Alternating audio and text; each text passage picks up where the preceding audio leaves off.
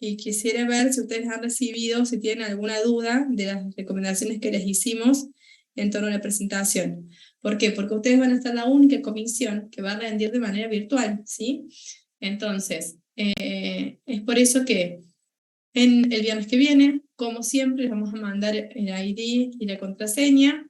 No necesitamos que estén todos los grupos en simultáneo. Ustedes habrán visto que hay un cronograma de presentaciones. Sí, ahora tengo que editar porque dice que el 21 de octubre presentan grupos 1, 2 y 1, sería, perdón, ese grupo 1, 3 y 1, sería 1, 3 y 2, o 1, 2 y 3, como quieran, la semana que viene. Entonces ahí yo ya les vuelvo a mandar eso corregido para que lo sepan. Que el 21 de octubre comienza el grupo 1 a las 11 de la mañana, sigue el grupo 2 a las 11:40 y el grupo 3 a las 12:20. Ah, perdón, Profe, tengo una consulta. Sí. Nosotros somos del grupo 4 y enviamos un mail el martes. A nosotros nos tocaría exponer el 28 de octubre, pero Sí. tenemos justo un compañero que está de viaje y no tendríamos problema en cambiar con algún grupo que expone el viernes que viene. No sé si se ¿Hay podría hacer algún eso. grupo que el grupo 1, 2 o 3 puede cambiar con el grupo 4?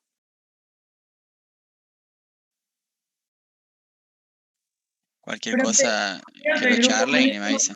creo que el grupo 1 no tiene problema, yo le pregunto a los chicos de mi grupo.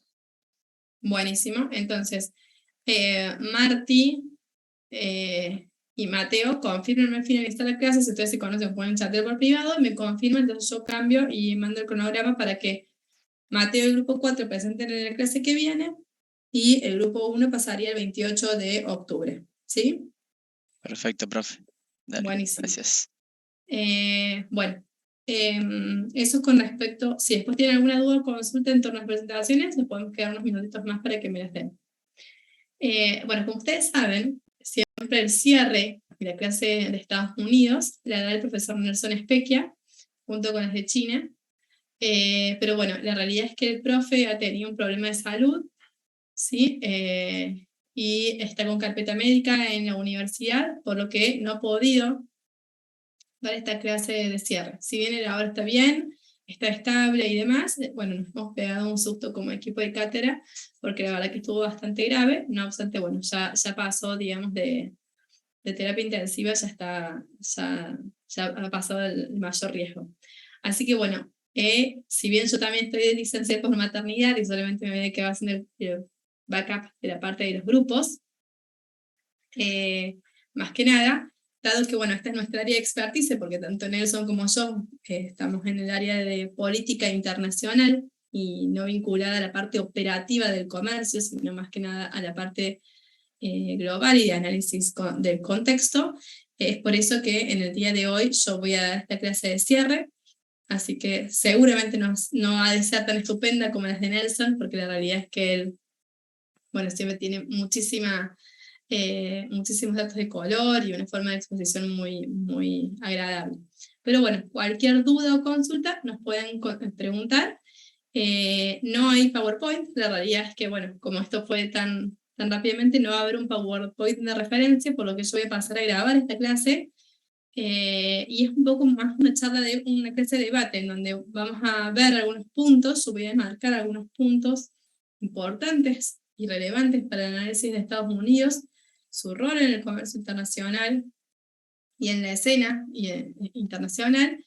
No obstante, son distintas variables de análisis, que es lo que venimos manejando siempre con Especchia cuando empezamos esta materia. Nosotros, desde los puntos de vista, siendo el comercio internacional una disciplina de las ciencias económicas, y siendo las ciencias económicas una parte o un área específica de conocimiento dentro del campo de lo social, nosotros no podemos decir que hay variables duras en nuestro análisis y que de pronto no pueden ser mutables, o que hay una verdad absoluta o una mentira absoluta. Nosotros hemos ido viendo y ustedes han ido jugando con estas variables en sus análisis de contexto y también en sus producciones, digamos, en la materia de los parciales, para justamente decir, bueno, sí, es verdad, hay una determinada problemática, frente a esa determinada problemática yo selecciono determinadas variables de análisis, y frente a estas variables de análisis yo decido concluir tal o cual cosa respecto a esa hipótesis Lógicamente, cuestiones cronológicas, históricas, que son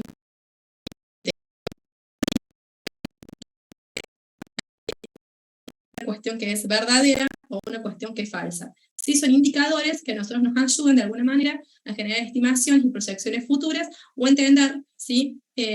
Parte de lo pasado o a contextualizar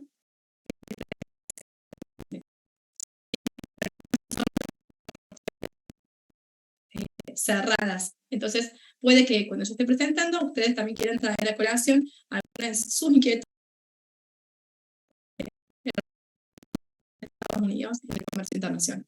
Así que bueno, si bien estamos todos a cámara apagada, los invito a hacer eso. Bueno, voy a grabar la clase antes de olvidarme, porque esta clase después la vamos a subir, como yo bien les decía. Al no tener PowerPoint, yo la voy a subir y va a quedar como un recurso para que ustedes puedan estudiar para los finales sobre Estados Unidos, ¿sí? Bueno, ¿hay alguna duda o inquietud antes de comenzar la clase?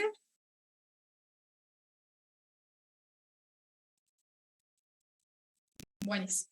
Bueno, como bien decía, yo no voy a poder presentarles un PowerPoint, les voy a subir una nota que hace un tiempito atrás sobre la relación de Estados Unidos con América Latina, que puede que les resulte interesante para contextualizar un poco lo que nosotros vamos a desarrollar en el día de hoy.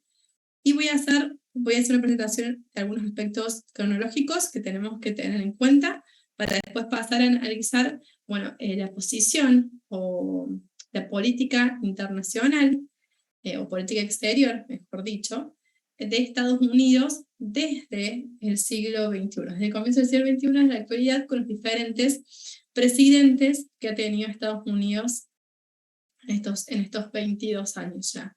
Y cuál es la incidencia y la repercusión que tiene en el ámbito global, ¿sí? Y en el comercio internacional. Para eso yo voy retomando algunos conceptos que nosotros hemos ido trabajando, sobre todo en la primera parte de la materia. Esta clase va a tener una duración más o menos de unos 40-50 minutos, y después sí los invito a ustedes a que, bueno, si podemos hacer un debate, sería genial. ¿Cuáles son los aspectos más importantes que nosotros tenemos que considerar a la hora de analizar la posición actual de Estados Unidos? Bueno, en primer lugar, recordar que su independencia fue en 1776. A mí me gusta siempre compararla, ¿sí?, con la propia de nuestro país, de Argentina, que nosotros, bueno, declaramos, si bien tuvimos la Revolución de Mayo en 1810, nuestra independencia la declaramos en 1816.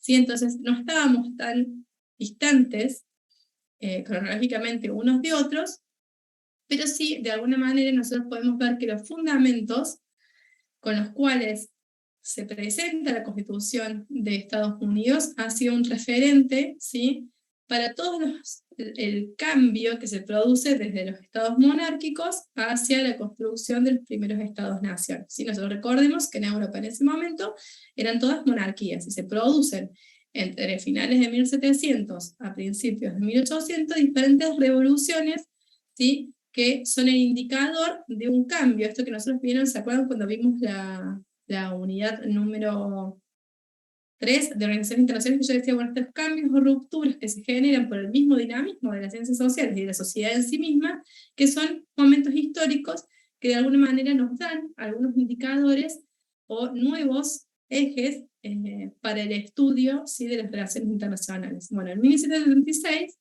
la Constitución de Estados Unidos y su independencia, bueno, la independencia de Estados Unidos es central en esta cosmovisión de las relaciones internacionales, puesto que su constitución va a ser el marco de los primeros estados-nación, ¿sí? De hecho, nosotros vamos a tomar los ideales liberales, ¿sí?, que plantean en Estados Unidos. El concepto de república, el concepto de la democracia, ¿sí?, el concepto de los derechos del ciudadano. Son todas cuestiones centrales que se empiezan a movilizar en este momento. Ahora bien, no vamos a poder hacer toda la evolución de las guerras civiles y demás, pero sí nos trasladamos a lo que fue la historia reciente del siglo XX. En el ámbito internacional, nosotros sabemos que el siglo XX estuvo marcado por diferentes conflictos bélicos. El primero y más importante fue el de la Guerra Fría. La Primera Guerra Mundial, no de la Guerra Fría, de la Primera Guerra Mundial. Y cuando sucede la Primera Guerra Mundial, donde básicamente Europa estaba sumida en este gran conflicto, es gracias a la intervención de Estados Unidos que las alianzas pueden vencer el Triple Entente. Y no es tan importante solamente quiénes ganan, ¿sí?, en ese conflicto, sino más que nada qué se produce en el ámbito internacional. Si ustedes recuerdan, nosotros cuando vimos organizaciones internacionales habíamos hablado de la Sociedad de Naciones. La Sociedad de Naciones es el primer organismo internacional que nace en aras de lograr buscar la seguridad y garantizar la seguridad internacional, en vistas a que al concepto madre de las relaciones internacionales, que es el de la supervivencia de los estados. La teoría realista nos va a decir que en realidad todos los estados buscan su supervivencia.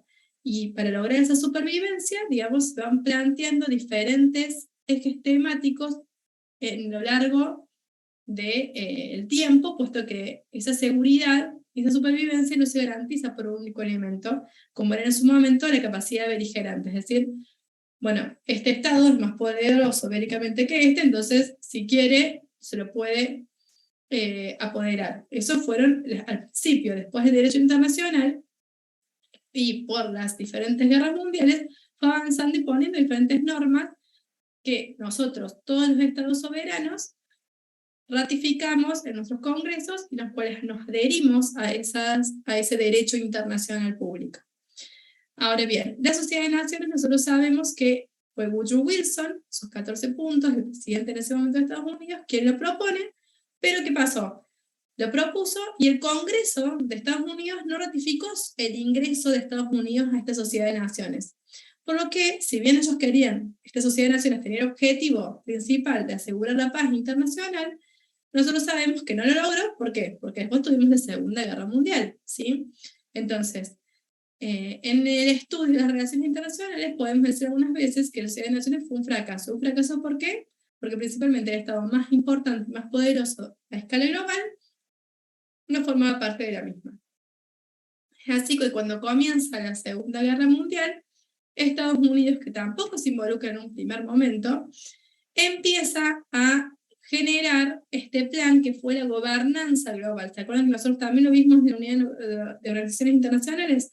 Cuando vimos el Fondo Monetario Internacional, bueno, analizamos diferentes organismos internacionales que surgen nuevamente para procurar y garantizar esta paz y seguridad internacionales, ¿sí? Y así resguardar la supervivencia de diferentes estados. Ahora, sabíamos que ya no era solamente esta seguridad internacional provista en términos militares, ¿sí?, en cuanto al poderío militar de una potencia, sino que había que resguardar otras cuestiones, ¿sí?, de índole político, como ser la Organización de Naciones Unidas, y de índole económico, como fueron las organizaciones de Bretton Woods, que nosotros ya desarrollamos en esta unidad número 3, que era el Banco Mundial, en su momento el GATT, que después se convierte en la Organización Mundial del Comercio, y el Fondo Monetario Internacional, que fue el que nosotros trabajamos principalmente dado la importancia que tiene este organismo para el comercio, ¿sí?, y la situación económica de nuestro país. ¿Vamos bien hasta ahí? ¿Alguna duda o consulta?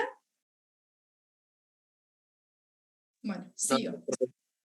Entonces, hasta ese momento, nosotros sabemos que Estados Unidos, que lo habíamos visto, mediante diferentes acuerdos que se fueron generando de manera informal con quienes fueron los vencedores, al final también de la Segunda Guerra Mundial, gracias a la intervención de Estados Unidos, principalmente Inglaterra y Francia, se logra generar esta nueva gobernanza global, que, como ya les dije, en el ámbito político iba a estar regulada por la Organización de Naciones Unidas, cuyo órgano ejecutivo, o principal ejecutivo, es el Consejo de Seguridad, que tiene 5 asientos permanentes y 15 rotativos. Dentro de esos 5 permanentes, que nunca se han modificado hasta el día de la fecha, se encuentran Estados Unidos, Francia, Inglaterra, Rusia y China, ¿sí? Estos países, Rusia y China, en su momento habían también ayudado para vencer a Alemania, por lo que ellos también tienen un asiento permanente y se los consideraba que en términos militares, es decir, ¿qué se pensaba? Que si se volvía a generar algún conflicto bélico, estos 5 países tenían la hegemonía bélica como para poder volver al status quo de paz internacional. Ahora bien, nosotros sabíamos que había dos regímenes, ideologías, ¿sí?, que estaban en ese momento y que de pronto empezaron a enfrentar a los occidentales versus, digamos, los comunistas. Hay distintos tipos de comunismo, por los cuales no me gusta poner todo en una misma bolsa, pero sabíamos que principalmente estaba el paradigma representado por Rusia y otro paradigma representado por China, ¿sí? Que bueno, ustedes a China seguramente lo han visto con el profe. ¿Qué es lo que quiero decir? Que en función de esto empezaron y Alemania, ¿sí?, que se separa después de la Segunda Guerra Mundial y se la fragmenta, y entonces quedan los 5 países del Consejo de Seguridad a cargo, digamos, de controlar a Alemania.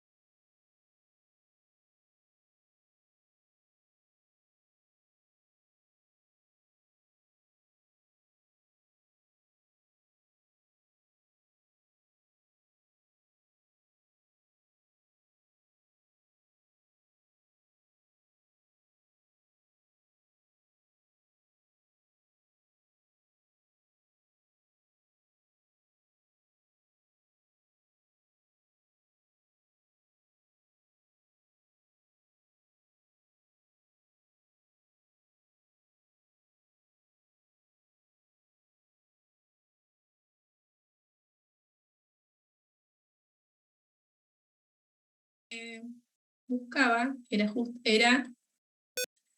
no nos importaba los derechos humanos, no les importaban, digamos, cómo estaba la sociedad, sino más que nada que el comunismo no llegara a esos puntos. ¿Y cómo lo hizo en América Latina? Bueno, mediante apoyando económicamente a los regímenes autoritarios que habían surgido en ese momento, es decir, los gobiernos de facto.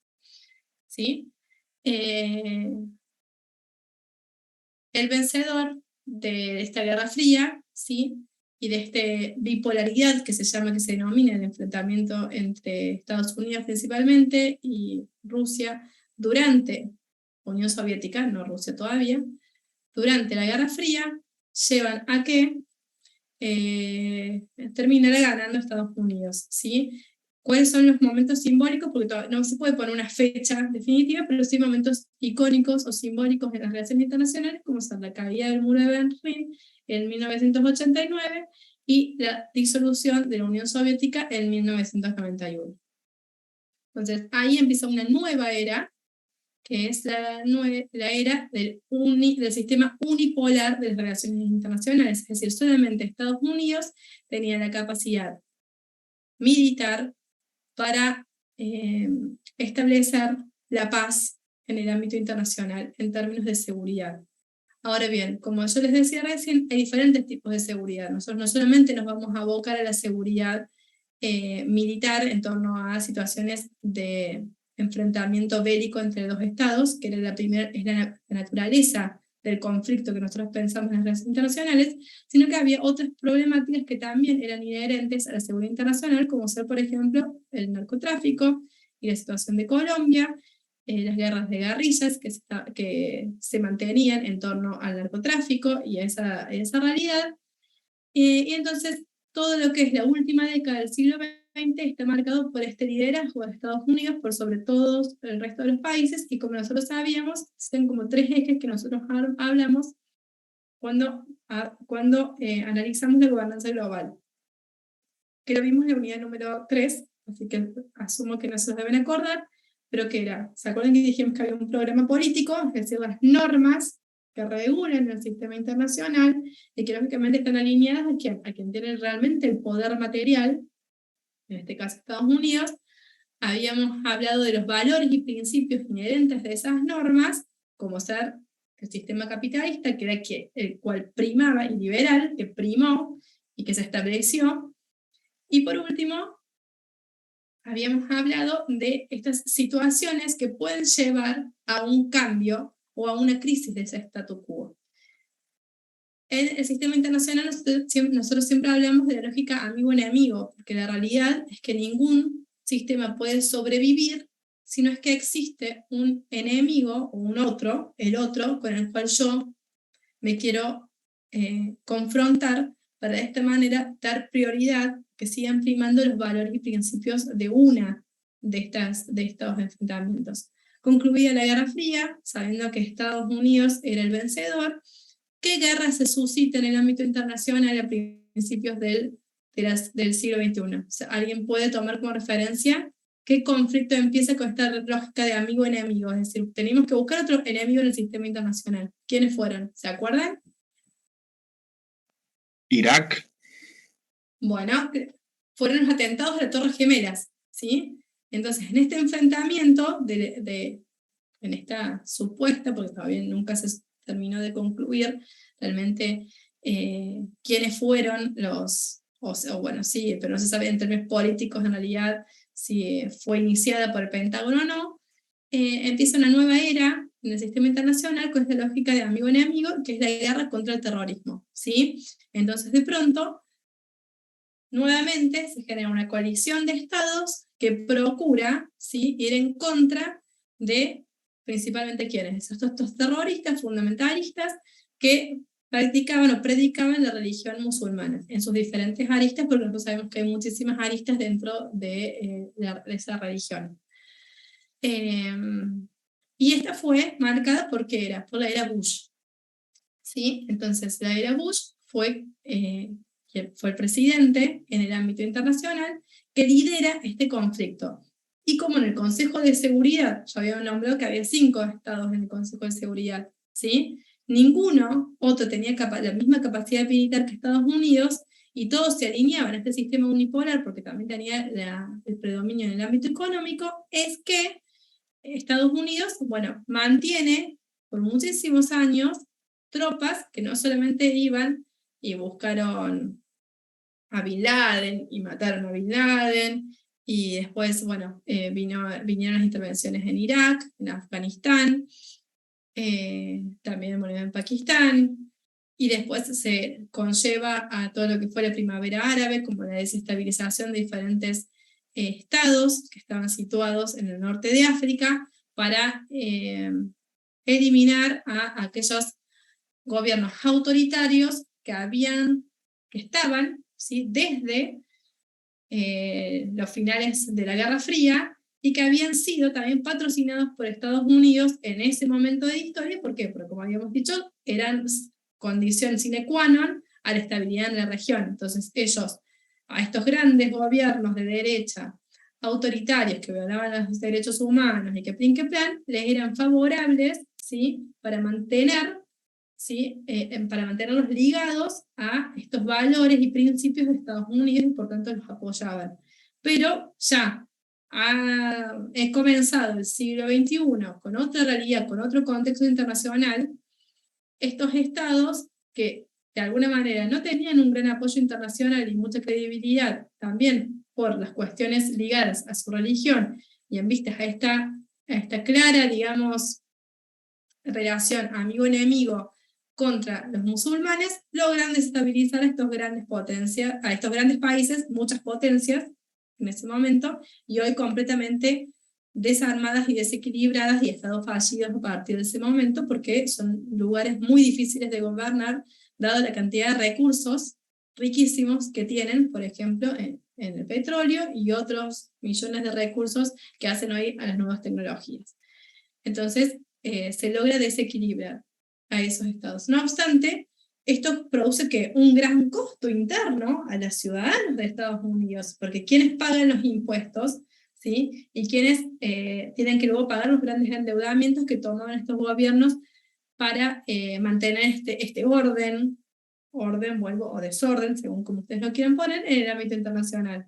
Los mismos ciudadanos. ¿Quiénes van a pelear a estos territorios? A Afganistán, a Pakistán y es más. Si bien hay fuerzas armadas de todos los países, están los cascos azules de la ONU y un montón, digamos, de países que colaboran, militarmente estaba liderado por Estados Unidos. Y eso generó socialmente un montón de conflictos que de hecho ustedes que son jóvenes están mucho más quizás atentos de todas las series, de Netflix y demás. Hoy en día hay una gran cantidad de series y películas y demás que muestran este problema social que se suscita con aquellas personas que fueron, lucharon y después volvieron a Estados Unidos con todos los desequilibrios mentales que produce estar en una guerra y volver de esa guerra. Entonces ya, ¿sí? Como había pasado en Vietnam, vuelve a pasar después de la primera década del siglo XXI, en Estados Unidos, falta de apoyo de la sociedad civil para seguir manteniendo estas guerras, ¿sí?, en el ámbito internacional. Esta es una cuestión también que si nosotros lo analizamos desde el punto de vista interno de Estados Unidos, es muy cíclico. Nosotros siempre vemos como un gran interés de la ciudadanía por mantenerse como hegemones del sistema internacional y dando su apoyo a presidentes y a ministros, digamos, que tienen esta visión expansionista o del poderío internacional de Estados Unidos frente al mundo, cuando, digamos, en términos económicos podemos ver una tendencia bastante positiva, un gran superávit y que contrarresta, digamos, las exportaciones o la balanza comercial o los resultados de la balanza comercial. Pero eso no siempre es positivo. Nosotros también tenemos en la primera década, después de 2007, una gran crisis que surge en Estados Unidos, que después hace un efecto dominó en el resto de los países, que es la crisis del sistema financiero internacional, que seguramente hay más de alguno de ustedes que les encanta las partes de finanzas, y que escuchó o sabe que fue una gran crisis económica suscitada por un sistema de hipotecas, que eran burbujas financieras, que de pronto, digamos, eso estalla. ¿Por qué? Porque no había un soporte por detrás de todos esos sistemas financieros que se habían creado y que podían soportar cualquier tipo de crisis. Entonces eso no solo contrarresta el poder de Estados Unidos en el ámbito internacional, sino que también en el ámbito doméstico. Entonces, ¿qué dijeron acá frente a esta crisis, frente a la situación de los grandes gastos económicos que suscitaban estos enfrentamientos con el terrorismo? Que no es que acabó el terrorismo, acabó una vez más el terrorismo como tema de agenda, ¿sí? Pero no es que de pronto desaparecieron todos los fundamentalistas, no desaparecieron. Pero ya sí, Estados Unidos no lo podía poner como un tema de agenda primordial para ellos, digamos, abocar sus recursos económicos. ¿Por qué? Porque estaba esta crisis en el ámbito doméstico que había hecho que cerrar grandes empresas icónicas de Estados Unidos, donde había muchísimas personas, un gran problema con la cantidad de migrantes que recibían de América Latina principalmente, de México y de todos los países de Centroamérica, producto de las grandes crisis y violencias que suscitaban estos países por el narcotráfico, problema inherente a Estados Unidos porque todos estos países y todas estas rutas de narcotraficantes que se generan de tráfico de personas y demás, que surgen desde la parte, desde el norte de América del Sur, del cono sur, hasta todo lo que es Centroamérica, van directamente hacia Estados Unidos. Entonces este problema de seguridad internacional que tiene Estados Unidos, pero con los países de la región, también generaba grandes problemas y desestabilidad interna por cuestiones de migraciones ilegales principalmente, y de cómo países tipo Texas, Florida y California estaban completamente ya aturdidos frente a maras. Las maras se denominan, no sé si ustedes saben lo que son las maras, pero bueno, las maras son grupos que nacen en Centroamérica, vinculados al delito y al delito internacional, trata de personas, narcotráfico y demás, y se empiezan a instaurar y llegar a Estados Unidos en diferentes momentos de la historia, pero muy vinculados, digamos, a las grandes crisis económicas y de inseguridad, producto justamente de esta realidad de los países centroamericanos que tienen, como ustedes saben, son uniproductores, digamos, no es que ellos pueden decir, bueno, me dedico a la vaca o a la tecnología o me dedico al campo, no, ellos producen un único recurso, que por lo general están ligados al coco, al café y demás, al azúcar, y lo comercializan directamente con Estados Unidos, por lo que se dice a veces que son como estados satélites de Estados Unidos, porque tienen una dependencia total, ¿no?, en ámbito económico y lógicamente en el ámbito social. En vistas a esto, es que Estados Unidos, y la crisis que produce esta era Bush, ¿qué va a hacer? Que los intereses de la sociedad cambien. ¿Y qué cambian? Diciendo, bueno, nosotros necesitamos un Estado más presente. Este Estado más presente nos está dando el Partido Republicano, que era el partido de Bush, sino que aparece en la escena, ¿quién?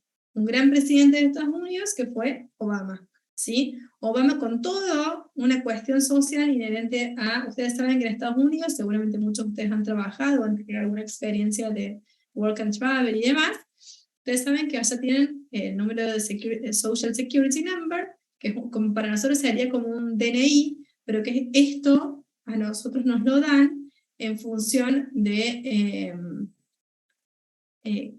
que te hace gozar de los servicios de salud y demás. O sea, el que no tiene un Social Security Number y no tiene una obra social, como nosotros lo conocemos, que en realidad no se llama obra social, pero que no tiene servicios de salud y demás, queda fuera del mundo. No es que se puede atender a un centro público. O sea, vos llegás y te dicen, bueno, dame tu Social Security number y, digamos, ¿qué servicio de prepago tenés? Si no tenés, te sacan directamente de la puerta y no es algo ilegal que no te atiendan médicamente, ¿sí? Entonces, eso, más la seguridad internacional producto de todos estos migrantes que estaban llegando a Estados Unidos de manera ilegal, que habían sacudido la seguridad nacional, llevan a que Obama tuviera que tener una estrategia, digamos, completamente distinta, más ligado a lo que son los demócratas, a la base de los demócratas, que no es histórica, porque los demócratas antes eran bastante autoritarios en algunas otras cuestiones, y llega Obama con un nuevo mensaje.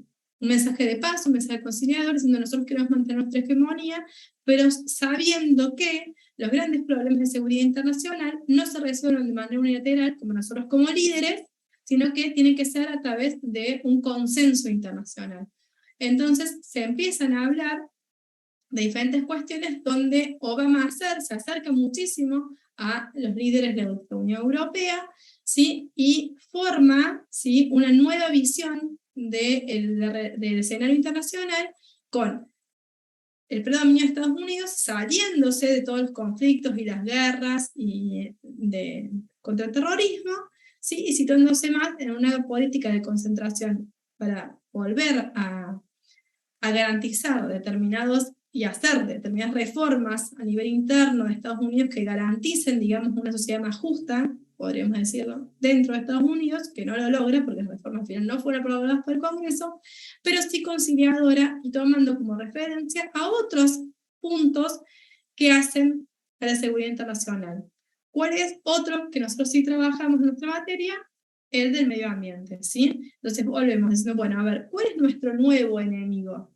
¿Cuál es nuestro nuevo problema? Bueno, nuestro nuevo problema está vinculado a una seguridad que sí nos vincula a todos, que es la del medio ambiente, ¿sí? Entonces, en su era se produce la primera COP15, en el 2015, donde se nuclea principalmente con las alianzas, con los países y con Merck de la Unión Europea, y proponen toda una guía, ¿sí?, unos objetivos tanto en Naciones Unidas como en los diferentes países para generar un desarrollo sostenible, ¿sí? Entonces se dictan los objetivos del desarrollo sostenible con la meta 2030. ¿Por qué? Porque en el 2030 se va a evaluar si lo que se propuso, ¿sí?, se ha logrado o no. Y en el medio se van suscitando diferentes COP, tenemos la próxima, la COP26, en donde vamos evaluando la trayectoria y cómo se han involucrado los diferentes estados. Ahora bien, este nuevo eje en el cual se cierra Estados Unidos para recomponer su economía nacional hace que pierda un poco de valor internacional, pero que tampoco logra reformas de fondo. Entonces, una vez más, la sociedad estadounidense hace un vuelco, ¿sí?, y dice, bueno, no, nosotros no estando mejor de lo que estábamos al principio cuando asumió Obama, viran y eligen a Trump, ¿sí? Trump que llega buscando nuevamente esta lógica de amigo-enemigo, ¿vistas en qué? En China. ¿Por qué? Porque nosotros sabemos que China, muchas empresas en Estados Unidos, en la era Obama y sobre todo en todo lo que fue comienzo del siglo XX, empiezan a cerrar y empiezan a radicarse en China. ¿Por qué? Porque la mano de obra era muy barata y porque aparte China genera muchísimos convenios, ¿sí? Con diferentes empresas en donde no se resguarda al trabajador, sino que ellos ponen las reglas del juego y no va a faltar mano de obra, digamos, entonces no hay organización sindical ni mucho menos, porque al ser un régimen tan autoritario, no existen esos tipos de asociaciones colectivas como las que existen acá, que pronto defienden, ¿sí?, al trabajador, ¿sí? Pongo entre comillas porque cada uno de ustedes realmente tendrá una posición u otra con respecto al rol de los sindicatos, sobre todo en la actualidad. En vistas a eso, este nuevo enemigo, que resulta ser China, empieza la guerra comercial con China, principalmente que cerrando las importaciones y procurando el desarrollo de las diferentes empresas nuevamente en territorio estadounidense. ¿Sí? Eso fue muy marcado por todo lo que fue nuestro 2018 y 2019, en donde eso, digamos, llevó a que China también tuviera una visión completamente diferente del escenario internacional, buscando abrir y tener relaciones de soft power. Nosotros en las relaciones internacionales decimos que hay relaciones de hard power y de soft power. Las hard power son pura y exclusivamente las militares, que entonces hacen el posicionamiento de los estados en el ámbito militar. Si yo tengo toda la fuerza y la capacidad bélica, entonces a mí nadie me puede enfrentar. Y también decimos que los soft power. El soft power es, bueno, las alianzas económicas, culturales, lingüísticas, ¿sí? En donde China empieza a lograr un gran expansionismo. Frente a la ausencia, que yo había dicho, Estados Unidos en la era Obama, China logra una expansión territorial. ¿En dónde? ¿En qué territorio? Principalmente en África, en América Latina, ¿sí? Esto lleva a que nuevamente Trump dijera, bueno, a ver, nosotros tenemos que volver a recuperar nuestra economía, ¿sí? Sin poder económico nosotros no podemos garantizar el orden internacional. ¿Cómo lo tenemos que garantizar? Bueno, principalmente tenemos que lograr equipar nuestra balanza comercial con respecto a la que nosotros hoy tenemos, dado que nosotros importamos principalmente de China. Frente a esta guerra comercial se empiezan a bloquear diferentes productos que ingresan y demás. ¿Qué pasa en el escenario internacional? Cuando estábamos a punto, digamos, de ver un enfrentamiento que se tomaba distintas magnitudes, el COVID, la llegada de nuestra querida pandemia. ¿Sí? Entonces, ¿cuál fue quizás el error más grande que cometió Trump en ese momento? Es no darle a la pandemia la relevancia que tuvo. Como ustedes saben, Estados Unidos tomó una posición vinculada al no resguardo de la sociedad civil en un primer momento, al no atender, ¿sí?, los casos de COVID que empezaban a generarse nuevamente en Estados Unidos, en Nueva York, perdón, quería decir en Nueva York, en Los Ángeles y en Florida. No tiene una política de salubridad concreta en torno a eso, bajada. Ustedes saben que, a diferencia de nosotros, que si bien somos un Estado federal, las decisiones, digamos, en el ámbito en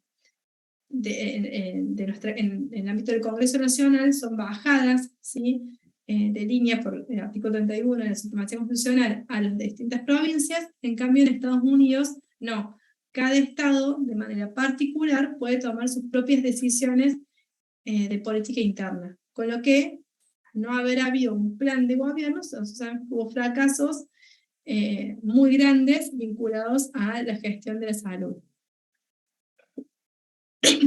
Y el mal manejo que tuvo Trump en ese momento lleva a que ganara las últimas elecciones.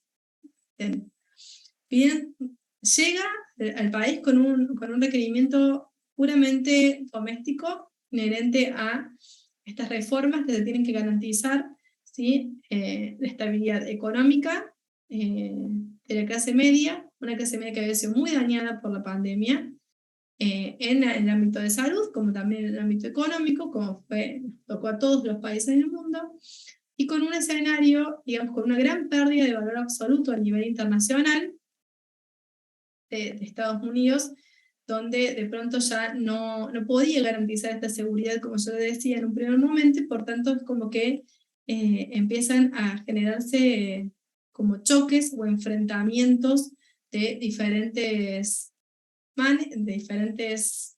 podemos decir, magnitudes, que de alguna manera quieren ver y cuestionar cuál es el poder, quién está hoy en día dominando la escena internacional. Gran oportunidad, ¿de qué país? Si no sé China. si- ¿De China? ¿O cuál es el conflicto que podríamos decir del 2022? Ah, perdón, Rusia. Disculpa. De Rusia, con la guerra de Ucrania. ¿Por qué? Porque está tan desdibujado el posicionamiento de Estados Unidos en la escena internacional, producto de una balanza comercial muy despareja con China. Entonces no tenía el poderío económico. El poder económico, ¿qué hace? A que vos pierdas también poder material. ¿Por qué? Porque la presencia y la distribución de las fuerzas militares de Estados Unidos se habían concentrado mucho en la pandemia en Estados Unidos, principalmente por los grandes problemas de salud. Entonces, desdibujada la presencia de Estados Unidos a nivel internacional, dice Putin, esta es mi oportunidad para reivindicar el poder el poder de Rusia frente al mundo. Porque hay una cuestión ideológica muy fuerte en Rusia, donde hay un libro que se llama Tratado de Geopolítica.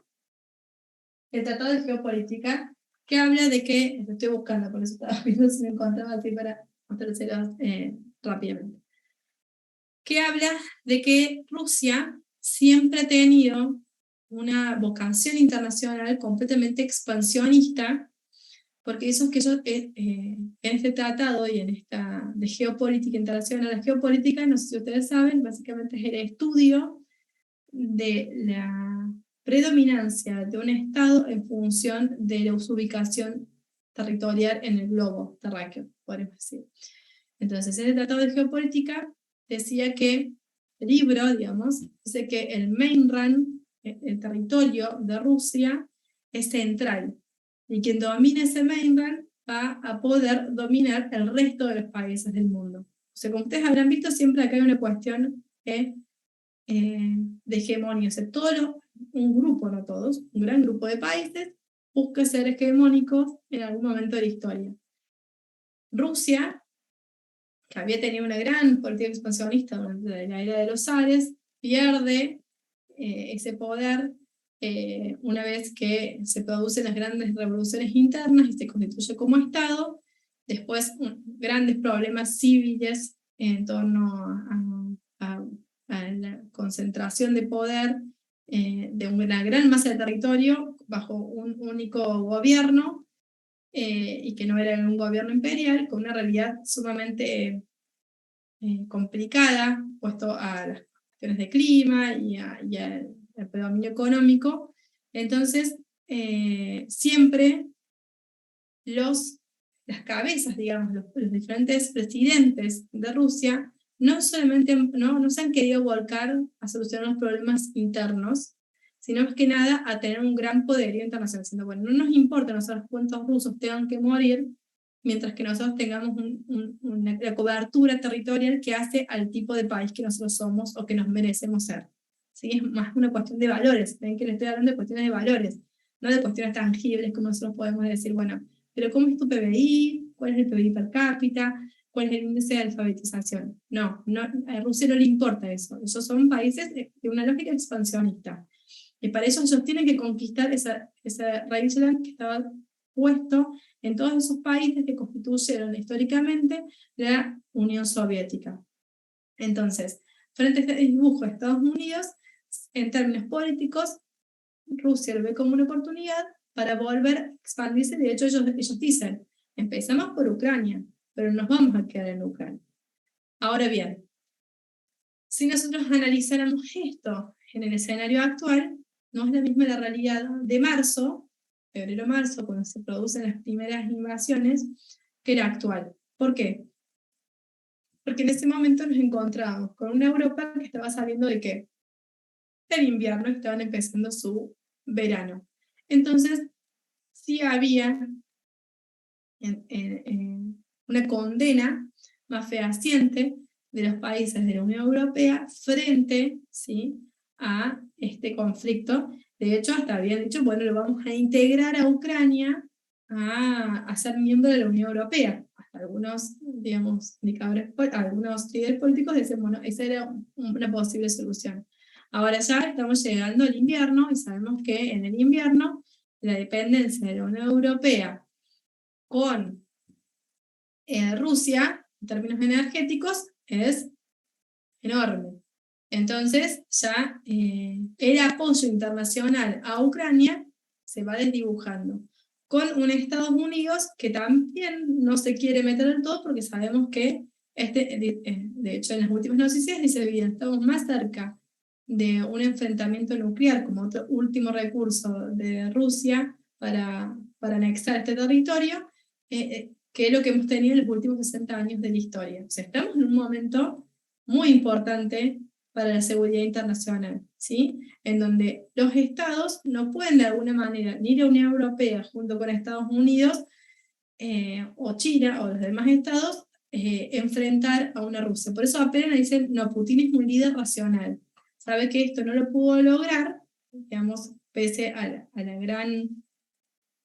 la presencia militar en Ucrania, y al aporte, digamos, indirecto que han hecho las otras potencias, y apelan a su racionalidad, porque si nosotros no apelamos a su racionalidad, entonces se puede volver a constituir en una guerra nuclear, y sabemos que una guerra nuclear atenta no solamente contra Ucrania, sino contra todos, ¿sí? ¿Por qué? Porque Ucrania está, digamos, situada en un lugar donde las repercusiones de una bomba nuclear también estarían dirigidas hacia el territorio europeo, Medio Oriente y demás.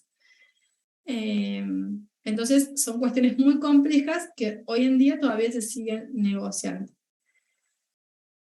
Si nosotros hoy viéramos cómo esto atañe al contexto internacional y Argentina en particular, bueno, ¿cuáles son los indicadores que podemos ver? Vemos una gran estabilidad en todo el mundo, ¿sí?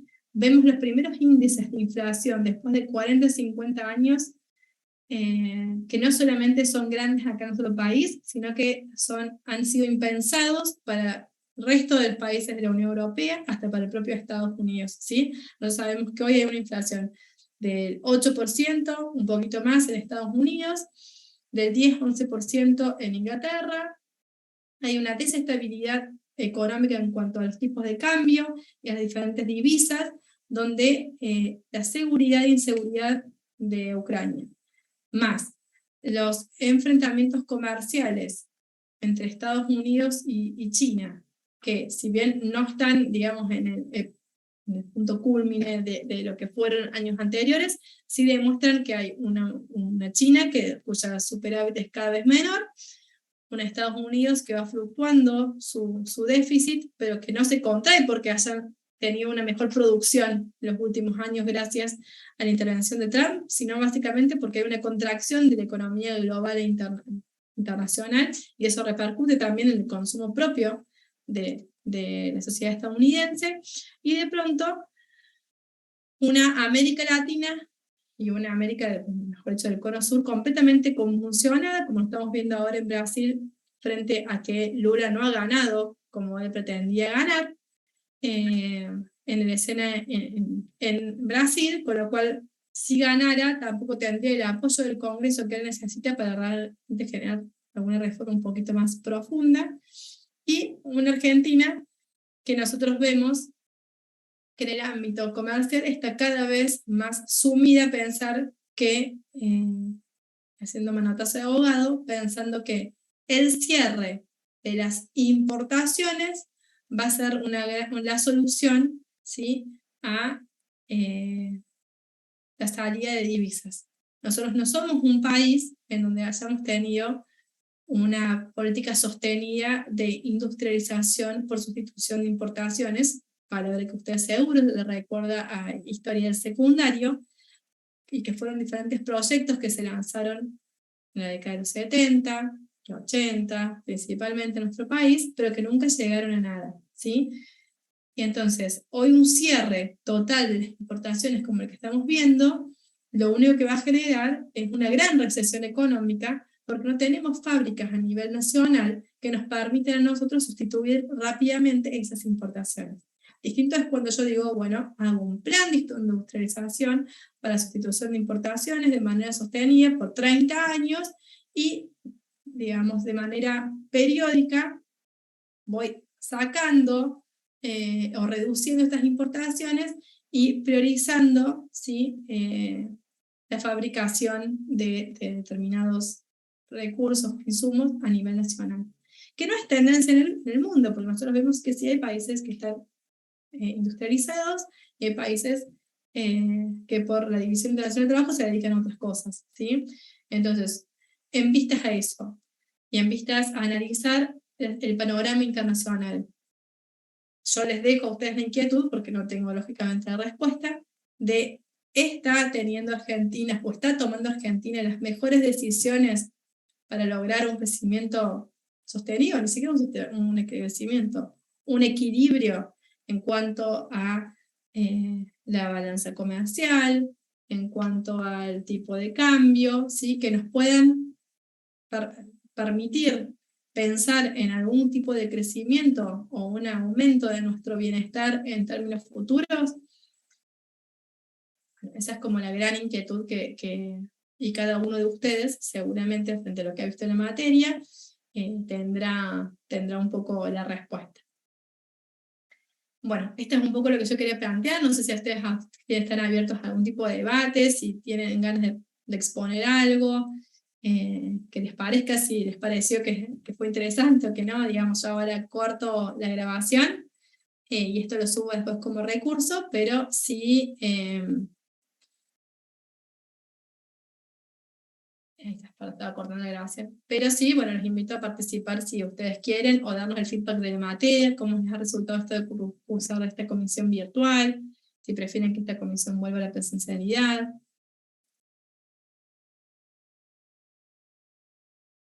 Hola, profe. Hola. ¿Cómo anda? Yo recién me pude conectar, pero ingresé por el tema este para el cierre. Quería decir que me pareció muy buena la materia. A mí me gusta el apartado del comercio exterior. Quiero dedicarme un poco a esto. Interviene un poco en la logística también, pero es muy interesante. La parte de transporte, cuando le dio la profe Valeria, también estuvo muy buena. Los Incoterms también. En sí, una materia que es muy importante y que nos da una perspectiva de cómo se viene el análisis global, cómo va a ir variando a cada año. Para mí fue una muy buena materia este año. Bueno, sí, mira, Maximiliano, me alegro un montón. La verdad es que, eso sí les quiero decir, un montón de ingenieros industriales que hoy en día se dedican no solamente a la logística internacional, sino que bueno, están en diferentes cámaras comerciales y demás. La realidad es que la carrera de ustedes es como sumamente amplia para después llevando a cabo una especialización vinculada a este tema o de las TIC y demás. Genera un cambio porque bueno, ustedes tienen como una forma de ver de ingeniería mucho más amplia de lo que puede ser un ingeniero civil o mecánico y demás. Entonces, aquellos que quieran especializarse, hay propuestas nacionales, y acá en la provincia de Córdoba también, hay una tecnicatura. Yo les sugiero ahora, si quieren formarse en esta área, bueno, busquen más cursos de posgrado. Saben que la tecnicatura es como un título menor al de ingeniero, entonces hay posgrados de relaciones internacionales, hay maestrías de relaciones internacionales o de comercio exterior, que lo pueden hacer, porque la verdad que me parece es una salida muy interesante, y sobre todo también aquellos que están vinculados más a las TIC. Creo que hoy estamos teniendo un cambio, y que quizás desde mi punto de vista esa sería como la mejor arista para nosotros mejorar nuestra situación como país, o sea que podemos salir de este sistema agroexportador que tanto nos tiene atados al ingreso de divisas, pero con políticas claras, digamos, a largo plazo, en especialización, por ejemplo, de todo lo que es la industria del software y bueno, no soy fan de los múltiples tipos de cambio. Creo que esa no es una gran decisión, si para un momento como el que estamos viviendo ahora, que necesitamos el ingreso de reservas, aumentar nuestras reservas y el ingreso de divisas, pero creo que bueno, puede ser una gran salida. Así que bueno, muchas gracias, Maximiliano. No sé si alguien quiere hacer algún otro aporte. Yo, profe, quería avisarle que ya me comuniqué con los chicos del grupo 1 y arreglamos. Cambia el grupo 1 Perfecto. por el grupo 4. Buenísimo. Entonces yo ahora ya cambio el cronograma, así lo dejo visible. Bueno, como les dije en un primer momento, para aquellos que se fueron conectando más tarde, la semana que viene ya son las exposiciones de sus grupos. En esas exposiciones entran, o sea, se suben al Zoom. Nosotros solamente les vamos a dejar ingresar a los miembros del grupo que expone. No hace falta que se conecten todos los demás, solamente vienen el horario en el cual han sido citados. El que ha sido el representante del grupo tiene que tener sí o sí el PowerPoint, porque yo le voy a dar el coanfitrión, el rol de coanfitrión, así puede compartir la pantalla, y hacemos la presentación. Una vez que concluye el grupo, recién pasa el siguiente, ¿sí? Tienen que hablar todos del grupo, tienen que estar presentes todos los miembros del grupo, porque la nota es grupal, pero también individual a cada uno de ustedes, ¿sí? Profe, yo tengo una pregunta respecto al cronograma de exposición. En el cronograma que pasaron por Telegram dice, de la fecha del 21 de octubre, dice grupo 1, 3, 1, y hoy dijo que iba 1, 2, 3, ¿puede ser? O sea que el grupo 3, que es el nuestro, expondría 12 y 20, o ¿cómo sería? Perdón, sí, ahora lo corrijo. Vamos a dejar el grupo. Dijimos que cambiábamos el 4 por el 1, entonces vamos a dejar el grupo 4 al principio, a las 11, yo ahora igual lo corrijo, el grupo 3 a las 11:40 y el grupo 2 a las 12:20. Listo, ¿Sí? listo, genial. El horario de ustedes no se va a modificar. Listo, genial, gracias. De nada. Profe, Sí, sí, yo soy del 5 de 2 y tengo que rendir el recuperatorio hoy. Yo me conecté tarde y no sé si dijo, porque vi el mensaje en Telegram que sí, hacía pero recuperatorio. el recuperatorio del 5 de 3, el 5 de 1 rindió el martes pasado, el 5 de 3 está rindiendo ahora y el 5 de 2 a las 4 de la tarde. Perfecto, perfecto. Sale. Va a enviar el link por Telegram del Zoom. Sí, yo mandé va a ser el mismo que este, pero lo vuelvo a mandar para las 4 de la tarde. Perfecto, muchas Lo vas a gracias. rendir por aula virtual, o sea que si querés ir abriendo el aula virtual, yo a las 4 de la tarde voy a dar como visible el recuperatorio, así lo puedes encontrar ahí. Bien, gracias, profe. Bueno, sí. Profe, una consulta. El tema de las exposiciones, yo soy el 5 de 2. ¿El 5 de 2 lo hacemos presencial o no en las exposiciones? El 5 de 2 le va a ser presencial, sí. Listo, perfecto, profe. Para coordinar con mis compañeros. Muchas gracias. Sí, perfecto. Es presencial, lo mismo se presenta en el mismo horario y que han sido citados y llevan alguna computadora para proyectar con el proyector allá del aula.